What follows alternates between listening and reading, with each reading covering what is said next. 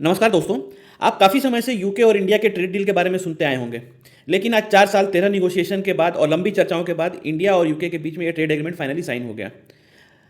अच्छा, इसको प्रधानमंत्री मोदी जी ने जो है एक सिग्निफिकेंट रेट बताया है और ये इंडिया और यूके के लिए ब्रेक्सिट के बाद काफ़ी बड़ा डील है। ठीक है, तो इस वीडियो में हम समझेंगे कि बेसिकली इस डील में हुआ क्या है। तो बेसिकली आप देखेंगे न्यूज़ ये है कि India and Britain signed a major free trade agreement basically for reducing tariff, और इसका जो टोटल कॉस्ट है अप्रॉक्सीमेटली 34 बिलियन का ट्रेड जो है बायलैटरल ट्रेड दोनों कंट्रीज़ के बीच में होने वाला है। ठीक है, तो इसमें जो मेजर सेक्टर हैं जो जिनको गेन हुआ है वो कौन कौन से हैं। इंडिया में जो सबसे पहले तो आप ये जान लीजिए कि जो 99% टैरिफ लाइन, बेसिकली मतलब ये है, टैरिफ लाइन का मतलब ये है कि जितने प्रोडक्ट्स के कैटेगरीज हैं उसमें 99% प्रोडक्ट आप समझ लीजिए कि अप्रॉक्सीमेटली ड्यूटी फ्री हैं। उसमें मेजर प्रोडक्ट्स आते हैं और मेजर सेक्टर के प्रोडक्ट आते हैं जो कि ड्यूटी फ्री इंटर करेंगे यूके के अंदर। इसमें जैसे टेक्सटाइल हो गया, क्लोथिंग हो गया, लेदर एंड फुटवेयर हो गया, जेम्स एंड ज्वेलरी हो गई, मरीन प्रोडक्ट्स में जैसे श्रिम्प हो गया, ट्यूना हो गया, वैसे ही प्रोसेस फूड जैसे मैंगो पल्प हो गया, अचार हो गया, ठीक ना, स्पाइसेस हो गए, सीरियल्स हो गए, ऐसे ही केमिकल और मिनरल प्रोडक्ट जैसे प्लास्टिक, रबर, बेस मटेरियल। तो लगभग आप मान लीजिए कि 99% प्रोडक्ट जो है टैरिफ फ्री जाएंगे, और ये बहुत ही बड़ा विन है इंडिया के लिए। अब मैं आगे समझाऊंगा कि किस तरह से, हम डेटा में भी समझेंगे इसको। उसके अलावा आप देखिए कि मैकेनिकल और इलेक्ट्रिकल मशीनरी है, इंस्ट्रूमेंट्स हैं, clocks, would, paper, furniture, sport good, head gear, ceramic, glass, ये सारे जो है वहाँ के मार्केट के अंदर एक्सपोर्ट होंगे ऑलमोस्ट ड्यूटी फ्री। मतलब कि जो प्रोडक्ट का कॉस्ट, जो ट्रांसपोर्टेशन कॉस्ट पड़ेगा वही पड़ेगा, एडिशनल टैक्सेस कुछ नहीं लगेंगे। ठीक ना, जो बेसिकली कंट्रीज इम्पोज करती हैं अपने यहाँ के बिजनेसेस को बचाने के लिए वो यहाँ पे नहीं लगेगा। ठीक है, तो स्मार्टफोन भी हैं इसमें, ऑप्टिकल फाइबर भी हैं, इन्वर्टर्स भी हैं, ये सारे हैं। तो बेसिकली क्या है कि इंडियन एमएसएमई है, जैसे तिरुपुर टेक्सटाइल है, सूरत की ज्वेलरी है, लुधियाना और कानपुर की जो लेदर और फुटवेयर इंडस्ट्री है, ये बेसिकली बांग्लादेश और वियतनाम के अगेंस्ट में वहाँ पे जो है कम्पीट कर पाएंगे। अच्छा, ये इंपॉर्टेंट क्यों है बांग्लादेश और वियतनाम में? बेसिकली क्या था कि बांग्लादेश और वियतनाम जो है को वहाँ पे ऑलरेडी ड्यूटी फ्री एक्सेस था यूके और यूरोपियन यूनियन मार्केट में। तो उससे क्या था कि बांग्लादेश और वियतनाम के जो प्रोडक्ट थे कंपैरेटिवली चीपर पड़ते थे इंडियन प्रोडक्ट्स के मुकाबले। ठीक है, तो हम जो है बांग्लादेश और वियतनाम के प्रोडक्ट से compete नहीं कर पाते थे। अच्छा, वहाँ पे लेबर और भी चीप है। ठीक है, तो उनका जो टेक्सटाइल का जो है एक्सपोर्ट है वो काफ़ी अच्छा हो जाता था, जो प्रोडक्ट है उसके ऊपर वो कॉम्पिटिटिव रेट दे पाते थे। नाउ अब क्या है, इंडिया के लिए लेवल प्लेइंग फील्ड हो गया क्योंकि टैक्सेस कम हो गए। तो उसमें बेनिफिट क्या है कि इंडिया आउट परफॉर्म कर सकता है, क्योंकि हमारे यहाँ जो क्वालिटी है और ब्रांडिंग है वो बेटर है कंपेरेटिव टू बांग्लादेश और वियतनाम के प्रोडक्ट से। ठीक है, और हम इसको स्केल में भी बना सकते हैं, मतलब लार्ज स्केल में प्रोडक्ट बना सकते हैं। तो इंडिया को कंपेटिटिव एडवांटेज इसमें मिल गया, इसके लिए वहाँ पे स्पेसिफिक हमने जो है मेंशन किया हुआ है। अच्छा, ये इंडस्ट्री जैसे निटवेयर और टी शर्ट है, बांग्लादेश और कंबोडिया से हम कम्पीट कर पाएंगे, तिरुपुर कम्पीट कर पाएगा, सूरत वैसे ही थाईलैंड और हांगकॉन्ग से कम्पीट कर पाएगा डायमंड और जेम पॉलिशिंग में। लुधियाना की जो वुलन और होजरी के प्रोडक्ट्स हैं वो वियतनाम और बांग्लादेश से कम्पीट कर पाएंगे। वैसे ही जो पाकिस्तान और वियतनाम के लेदर गुड्स हैं और फुटवेयर्स हैं, कानपुर के प्रोडक्ट्स, उससे कर पाएंगे। तो बेसिकली हमें अब बेटर एडवांटेज मिल गया इन मार्केट के अंदर इंटर करने का। अच्छा, ऐसा तो है नहीं कि खाली यूएस को ही इंडिया को ही गेन हुआ है, इसमें यूके को भी गेन है। तो यूके बेसिकली क्या है, वो अपने जो है इंडिया वहाँ पे डील ये है कि इंडिया अपना मार्केट जो है ग्रेजुअली ओपन करेगा, इंडिया ने एक झटके में नहीं ओपन किया है। तो अभी बेसिकली क्या है कि इनके की प्रोडक्ट हैं जैसे कि स्कॉच और विस्की है, उस पर ट्रेड जो है पहले टैरिफ लगता था 150%, वो रिड्यूस होकर 75, मतलब सीधे 50% का स्लैश हो गया, और ये आने वाले समय में रिड्यूस होकर 40% हो जाएगा बाय द ईयर्स। ठीक ना, वैसे ही ऑटोमोबाइल्स उसकी टैरिफ 100% से कट करके 10% कर दिया। जो यहाँ पे ट्रेड बैरियर था, जो लग्जरी प्रोडक्ट्स हैं इंक्लूडिंग इलेक्ट्रिक और हाइब्रिड प्रोडक्ट्स यूके के, उन पे 100% से रिड्यूस करके 10% कर दिया। अच्छा, इसमें हुआ क्या है कि इसको रिड्यूस करने की वजह से यहाँ पे जो भी बुकिंग हो रखी थी लग्जरी ब्रांड्स की, जैसे जैगुआर हो गया या आपका जो है लैंड रोवर हो गया, इन सब प्रोडक्ट्स की उसकी बुकिंग लोग अब कैंसिल करने लग गए। क्यों कैंसिल करने लग गए कि सपोज इनको एक जैगुआर की गाड़ी जो है 3 करोड़ की पड़ती थी, उसमें बहुत सारे टैक्सेस लगते थे। एक तो इंपोर्ट ड्यूटी 100% लग गया, उसके अलावा जो है यहाँ पे लोकल टैक्सेस है, सब मिला के उनको लगभग डबल पड़ जाता था, डबल से भी ज़्यादा पड़ जाता था। अब मान लीजिए 100% से कट करके 10% हो गया, तो उनको 3 करोड़ की गाड़ी यहाँ पे बहुत पड़ेगी, तो 1 करोड़ 10 लाख एक की पड़ेगी। तो यहाँ पे बेसिकली क्या है, ड्यूअल सिचुएशन हो गया है। जो कस्टमर है उसको तो फायदा हो गया, लेकिन जो डीलर्स हैं जिन्होंने इन बुकिंग्स के ऊपर ऑलरेडी ऑर्डर प्लेस कर रखा था कंपनियों के अंदर, उनके लिए जो है अब कॉस्टली इन्वेंट्री हो गई। ठीक है, तो चलिए वो तो बात की बात है, लेकिन ओवरऑल क्या है, जो वहाँ से गाड़ियाँ हैं, लग्जरी गाड़ियाँ हैं, वो अब 10% जो है उसके साथ 10% टैरिफ के साथ इंडिया के मार्केट में इंटर कर पाएंगे। वैसे ही मेडिकल डिवाइसेज हैं, ये यूके के प्रोडक्ट्स हैं, मेडिकल डिवाइसेज पे जो है टैरिफ लो किया गया है 10% से, मतलब कि 10 से 20% लगता था, उसको कम करके अब 3% एवरेज, ऑन एवरेज अगर देखें 3% कर दिया गया है। उसमें बहुत सारे प्रोडक्ट्स हैं, जैसे कॉस्मेटिक हो गया, सॉफ्ट ड्रिंक हो गया, चॉकलेट, बिस्किट, लेदर गुड्स, ये सब जो है मतलब लग्जरी गुड्स वहाँ से अब जो है 3% के टैक्स के ऊपर एवरेज जो है इंटर कर पाएंगे। ठीक है। वैसे ही एडवांस मैन्युफैक्चरिंग एक्सपोर्ट, जैसे साइंटिफिक इक्विपमेंट्स हैं, एरोस्पेस कंपोनेंट हैं, व्हीकल एंड मशीनरी हैं, इन सब के ऊपर भी टैरिफ जो है रिड्यूस हुआ है। ठीक है। अच्छा, इसमें ब्रॉडर गेन क्या है, जैसे मैंने आपको बोला कि इंडिया में एंट्री इनकी ग्रेजुअल है, एक झटके से नहीं कम किया है। तो जैसे अभी क्या है 64% टैरिफ लाइन, मतलब 64% प्रोडक्ट्स के ऊपर जो है अभी इम्पोर्ट ड्यूटी फ्री है, वो ग्रेजुअली 10 सालों के अंदर इंक्रीज होकर 85 प्रोडक्ट्स हो जाएंगे। मतलब कि जहाँ अभी 64 प्रोडक्ट्स के ऊपर लगता है, वहीं पे 85% हो जाएंगे। तो ये ग्रेजुअली इंक्रीज होगा over the period of 10 years. ठीक है।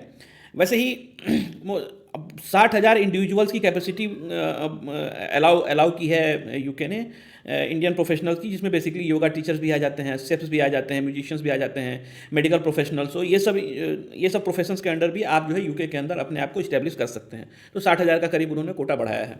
ठीक है। अच्छा, इसमें एक और चीज़ है कि बहुत सारे सेंसिटिव प्रोडक्ट, जैसे एग्रीकल्चर प्रोडक्ट हैं, अभी आपने देखा होगा कि यूएस जो है यूएन के अंदर रो रहा है कि हमें इंडिया जो है एंट्री नहीं दे रहा है अपने मार्केट के अंदर। बट यहाँ पे, और उसकी वजह से ट्रेड डील रुकी हुई है, और भी बहुत सारे कंसर्न है, बट वो भी एक मेजर फैक्टर है कि हम अपने एग्रीकल्चर और डेयरी मार्केट को बाहर की कंट्रीज़ के लिए ओपन नहीं कर रहे हैं, और उसकी वजह से डील नहीं हो पा रही है। बट यहाँ पर इंडिया और यूके के बीच में ये डील हो गई है कि we are not going to open our agriculture sector, और हमारे जो इंडियन फार्मर्स हैं और जो डोमेस्टिक प्रोड्यूसर हैं इन प्रोडक्ट्स के, जैसे एडेबल ऑयल्स हो गए, एप्पल्स हो गए, शुगर हो गया, और पोर्क हो गया, चिकन, इन सब डेयरी प्रोडक्ट हो गए, इन सब के लिए कोई एंट्री नहीं मिली है। तो हम इंडिया इनको सेफगार्ड करने में सफल रहा है बेसिकली इस ट्रेड डील के अंदर में। ठीक है। वैसे ही कुछ इंडस्ट्रियल प्रोडक्ट जैसे स्मार्टफोन्स हैं, ठीक है, ऑप्टिक फाइबर्स हैं, और स्पेसिफिक केमिकल कार्बोनेट्स हैं, पेट्रोलियम प्रोडक्ट हैं, हाई एंड इलेक्ट्रॉनिक्स हैं, इनको भी जो है लंबा समय मिला है कि लंबे समय तक आप अपने मार्केट में डाल पाएंगे, यूके के मार्केट में डाल पाएंगे, और फेज्ड मैनर में जो है रिडक्शन होगा इसका। ठीक है। वैसे ही ऑन गोइंग जो आईपी प्रोटेक्शन है और ट्रिप्स प्लग का जो प्लस का ड्रग टर्म्स है, उसके ऊपर कोई भी सहमति नहीं बन पाई है। बेसिकली मैं इसको और डिटेल में एक्सप्लेन करना चाहता हूँ कि बेसिकली ये है क्या, इसमें यूके चाहता क्या है और क्यों ये डील नहीं हो पाया। तो पहले तो आप ये समझ लीजिए कि आईपी प्रोटेक्शन और ट्रिप्स क्या है। तो व्हाट इज़ द इशू, ऐसा क्या इशू है कि इंडिया और यूके के बीच में ये ट्रिप्स को लेके या आईपी इंटेलेक्चुअल प्रॉपर्टीज़ राइट्स को लेके डील नहीं हो पाई है। तो ट्रिप्स क्या होता है, ट्रिप्स बेसिकली होता है trade related aspects of intellectual property right. ठीक है। ये बेसिकली वर्ल्ड ट्रेड ऑर्गेनाइजेशन का एक मिनिमम स्टैंडर्ड इसमें सेट किया हुआ है, और उसके लिए जैसे पेटेंट हो गया, कॉपीराइट हो गया, ठीक है, ट्रेडमार्क हो गया, और प्रोटेक्शन ऑफ मेडिसिन हो गया, इन सब के लिए एक सेट क्राइटेरिया है, और इस क्राइटेरिया को इंडिया फॉलो करता है। ठीक है। तो इन ट्रिप्स के रूल को इंडिया फॉलो करता है। अच्छा, एक ट्रिप्स प्लस भी प्रोविजन है, इसमें क्या है, जो कंसर्न कंट्रीज हैं उनको एक्स्ट्रा प्रोटेक्शन मिलता है। जैसे कि आपकी इंटेलेक्चुअल प्रॉपर्टी है, वो एक सर्टेन स्पेसिफाइड जो लिमिट है उसके बियॉन्ड भी प्रोटेक्शन चाहिए होता है, तो उसको ट्रिप प्लस कहा जाता है। तो इसमें बेसिकली क्या है, जो डेवलप कंट्रीज है जैसे यूके हो गए, यूएस हो गया, यूरोपियन यूनियन हो गया, ये अपने यहाँ पे ट्रिप प्लस के प्रोविजन को पुश करने की कोशिश करते हैं। इसमें इनको लॉन्गर पेटेंट पीरियड चाहिए होता है, मांगते हैं ये। वैसे ही डेटा की एक्सक्लूसिविटी, जैसे जेनरिक प्रोडक्ट के लिए जो पेटेंट है उसको ब्लॉक करते हैं ये लोग, और पेटेंट एवरग्रीनिंग का भी कॉन्सेप्ट ये लोग बहुत फॉलो करते हैं, जिसमें हल्का सा चेंज कर देते हैं ओल्ड ड्रग के फॉर्मुलेशन में, और बोलते हैं कि हमारा पेटेंट है, आप यूज नहीं कर सकते इसको। ठीक ना। वैसे ही कुछ कंपलसरी लाइसेंसिंग है, जैसे चीप जेनरिक ड्रग के ऊपर लाइसेंसिंग का जो है ब्लॉक करते हैं। तो इन सब चीज़ों के ऊपर जो है निगोशिएशन चल रहा था, जिसमें इंडिया और यूके के बीच में कोई ट्रेड नहीं हो पाया है। ठीक है। तो उसमें बेसिकली बिग डील क्या है, what is the big deal, कि अब इंडिया और यूके एफटीए में, जैसे यूके क्या बोलता है, यूके ये बोलता है कि हमको जो है ज़्यादा स्ट्रॉन्गर आईपी रूल चाहिए, इंटेलेक्चुअल प्रॉपर्टी हमारे प्रोडक्ट्स के ऊपर ज़्यादा चाहिए। ठीक ना। तो और ट्रिप प्लस प्रोटेक्शन चाहिए हमको। इससे बेसिकली क्या है, जो इनके हाई कॉस्ट ब्रांडेड मेडिसिन हैं, ये इसके ऊपर चाहते हैं कि हमारा कंट्रोल हमेशा बना रहे, और इसकी जेनरिक प्रोडक्ट जो है मार्केट में ना आ पाए, ताकि जो है हायर प्राइसेस कस्टमर से या पेशेंट से निकाला जा सके। ठीक है। जिसको इंडिया ने फॉर्मली अपोज किया। ठीक है। तो क्या कारण था, क्यों अपोज किया। आप जानते हैं कि इंडिया जो है बेसिकली फार्मेसी ऑफ वर्ल्ड कहलाता है। क्यों? क्योंकि इंडिया जो है बहुत बड़ा मैन्युफैक्चरर है जेनरिक मेडिसिन का।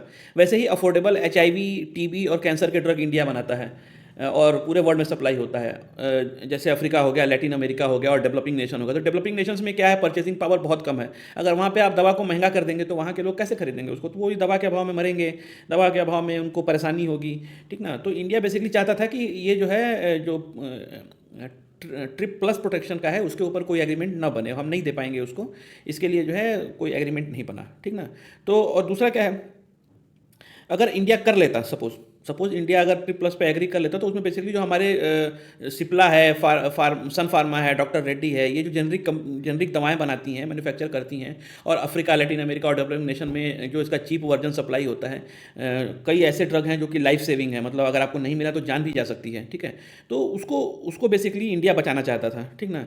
दूसरा, अगर मान लीजिए ट्रिप प्लस का प्रोविजन उनको मिल जाता है, लॉन्गर टाइम पीरियड मिल जाता है कॉपीराइट का या इंटेलेक्चुअल प्रॉपर्टी का, तो उसमें मेडिसिन के प्राइसेस क्या हैं, वो हाई हो जाते हैं, प्राइस विल गो अप। तो खाली इंडिया में नहीं, मान लीजिए आप उसका जेनरिक वर्जन अगर नहीं बना पा रहे हैं तो आप इंडिया में भी नहीं यूज़ कर पाएंगे और आप उसको एक्सपोर्ट भी नहीं कर पाएंगे। तो जहाँ पे जो और जिन कंट्री डेवलपिंग नेशंस हैं जो कि बहुत गरीब हैं, वो उनकी तो और बुरी हालत हो जाएगी, क्योंकि उनको ये दवा जो है लाइफ सेविंग ड्रग की तरह काम करती है, ठीक ना।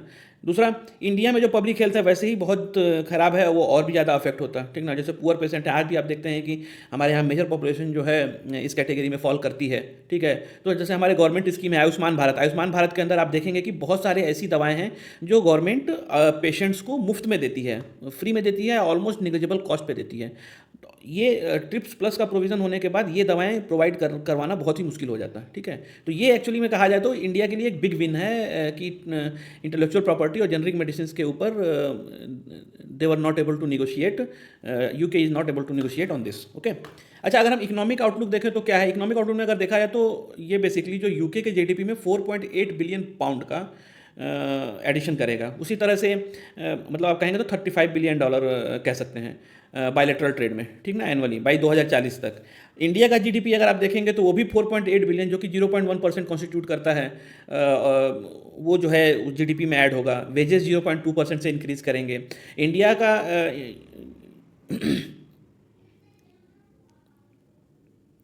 यूके का जो एक्सपोर्ट है वो बढ़ेगा 59% तक, और वैसे ही जो इंडिया का एक्सपोर्ट है वो इंक्रीज़ करेगा 25% तक बाई 2014, ठीक है। और स्ट्रेटजिक पार्टनरशिप भी बना है, जैसे मोबिलिटी थ्रू मोबिलिटी प्रोविजन है, प्रोक्योरमेंट असेस जो इंडियन पब्लिक मार्केट को मिला हुआ है, ठीक ना। क्लीन एनर्जी में भी असेस इंडिया को मिलेगा, डिजिटल और डिफेंस में भी इंडिया को असेस मिलेगा। तो ये ट्रेड डील जो है बहुत ही अच्छी ट्रेड डील है, जो इंडिया के लिए एक विनिंग सिचुएशन है। तो दोस्तों, आपको ये वीडियो कैसा लगा? अगर आपको वीडियो अच्छा लगा तो आप प्लीज़ इसको लाइक एंड सब्सक्राइब करिए। मैं ट्राई करूँगा कि ऐसे ही वीडियोज़ आपके लिए और भी फ्यूचर में ला सकूँ।